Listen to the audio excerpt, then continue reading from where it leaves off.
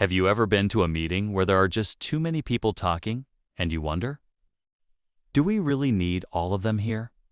Now imagine that, but in a government.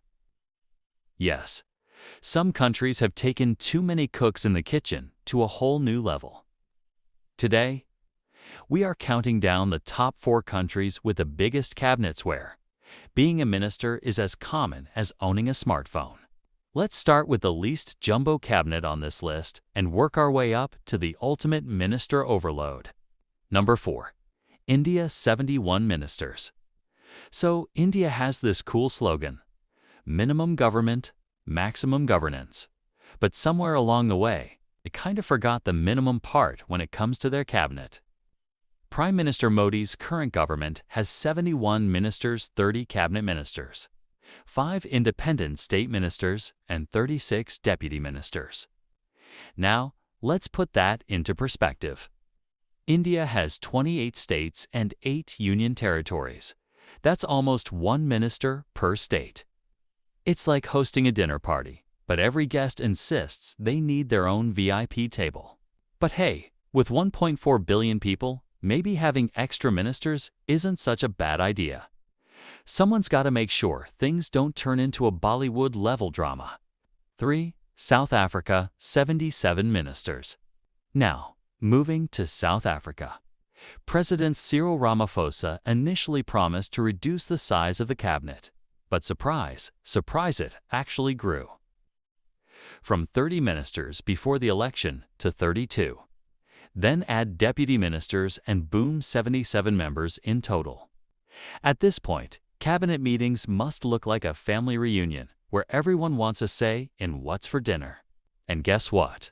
Even with 77 ministers, Eskom's still load sheds, roads still have potholes, and service delivery is still a dream. Maybe the cabinet is big because it takes a village to run a country, but in this case, it's more like a whole province. 2. Pakistan, 76 ministers. Next up, we have Pakistan, where the government is a coalition of 13 political parties. When you have 13 different political parties trying to run the show, what do? Simple, give everyone a ministerial position. Their cabinet stands at 76 members, including ministers, state ministers, advisors, and special assistants. That's right, special assistants.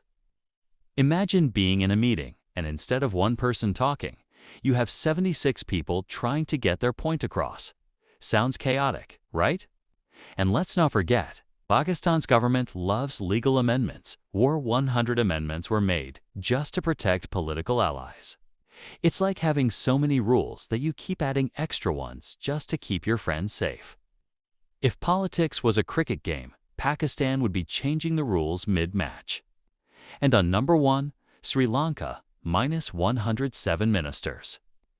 Now, ladies and gentlemen, the crown for the biggest cabinet in the world goes to Sri Lanka. In 2010, President Mahinda Rajapaksa decided that if ministers were good, more ministers were even better. His cabinet had 107 members, 67 cabinet ministers, and 40 ministers without portfolios. Yes, these guys had ministerial titles, enjoyed privileges, but didn't actually have a specific job. That's like being hired for a company and just getting paid to show up and drink coffee. Sri Lanka's cabinet was so big, they probably had to rent extra chairs for meetings. And guess what? Taxpayers footed the bill for all of them. Imagine going to work every day and realizing your taxes are paying for 107 people to make decisions. Slowly. So, there you have it, the top 4 countries with the biggest cabinets. When it comes to government, bigger is not always better. Maybe instead of making more ministers, countries should focus on making better ministers. What do you think? Should governments reduce their cabinet sizes? Or is there some secret benefit to having an army of ministers? Let me know in the comments. Until next time, stay informed, stay entertained.